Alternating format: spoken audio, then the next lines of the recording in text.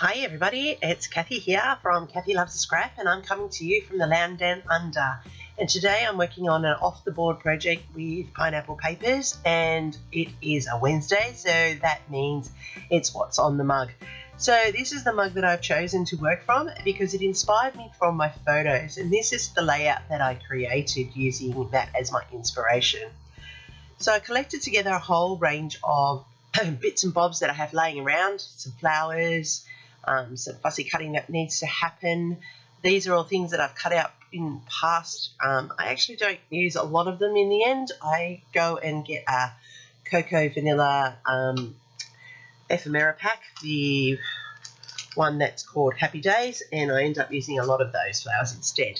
But I just gathered together bits and bobs and thought that I would go through the process because I liked the fact that the lion on the mug was surrounded by flowers. So these are my photos from when I went to Glow recently at Sydney Zoo, and I'm using these yellow pieces here on the back of this paper for my strips. I did pull this thinking I was going to fussy cut these flowers because they match the mug, but I ended up not doing it. And I've got this scrap here which I end up using both sides of, and I end up using strips from this one as well. So they all come together to build this layer on this great background, and as soon as I saw the mug I thought of this background piece of paper that I have, and I thought yes, that was perfect for those photos. Alright, so to get started I just need to trim down my base paper, and that's so that it will fit onto my frame, which I always cut a 1-inch frame out of the cardstock. It adds more strength to my paper. I like to have a frame around the edge of my layout. It finishes it off. And I also use the innards to do mounting and titles and so forth. So I'm getting the best for my money by stretching my stash. I cut in here at 1/2-inch strips. So first of all I cut 4 in the yellow, then I cut 4 in the blue and white dots, and then the blue and white denim dots paper, I'm going to use that to make some tags at the bottom and some tuck-ins. Alright, so I'm now building the pieces to create a frame around my photos like the cup has a frame around the lion. So instead of a circle I'm going to go more with the square or the diamond type effect because it fits the photos a little bit better for me. I'm measuring off so that I get this fairly square. You can do it by eye if you like. I just wanted this one to be fairly square and even all the way across. So these strips do run across the edge of the page, and that's okay because you can trim those down. And as I'm working I realise I haven't cut enough strips, so I go and cut some more to make this one work together. It's actually quite, it looks labour intensive, but it's not really. It's actually just a matter of prepping. If I'd thought about it a bit better, I probably would have put these strips a little bit wider apart, but that's okay. I think they're fine as they are. That paper in the background is pretty busy, so I just wanted to mute it down a little bit. Now I'm looking for the centre here, and that's because I'm now going to build another set of squares onto the page, but they're not full squares, they're just the corners. And so, you know, you could cut and mount paper and do your squares that way. You could use the strips like I have. You could use washi. It's actually quite easy to create this type of design. But I find it's a great way to use up your scraps. I've had these papers sitting on my desk for a couple of days, and I thought, well, they all blend together, so I'll just use them all. And it's a great way. They're now on the layout. Most of that background is covered up, and as you can see, it now reflects the lattice work in that photo, so that's why I also have the strips in there. So I think you need to watch your photos as well as the design that you have in your head so that everything complements nicely. I've cut some fishtail banners out of the strips of paper that I'm using for my background, and they marry in under the photos there, lifting them off that background and giving it an anchorage point. So you're just using double-sided tape or glue or whatever adhesive that you like. I marked where they sat after I had put them on because I wanted them to be exact.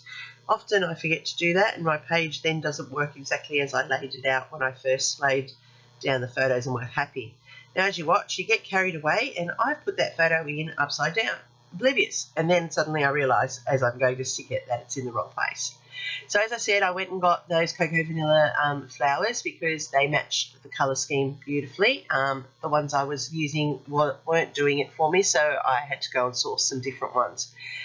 And I'm building my clusters by matching the colours. So if I've got pinks at the top or the bottom, I've got them in each of the clusters. I'm adding foliage into each of the clusters.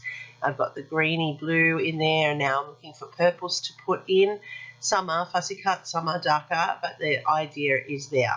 I've put yellow in at the top and the bottom, and I still haven't got one for the very, very top, but I end up going and cutting out a daisy with a yellow centre to marry the yellow in at the top, and the black and the white, which I have in both other clusters. So I'm just building these clusters. It's a matter of just playing until you're happy with the final look. Then I have gone and found these stickers from Teresa Collins, and I'm really sorry that my computer's pinging away in the background here.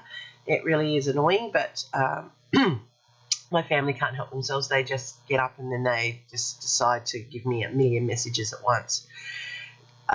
This here, I put these little word strips in to add to the story.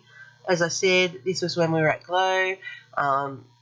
It's a light show that complements Vivid in Sydney. This one was at Sydney Zoo, not Taronga Zoo's Sydney Zoo. So there are two different places.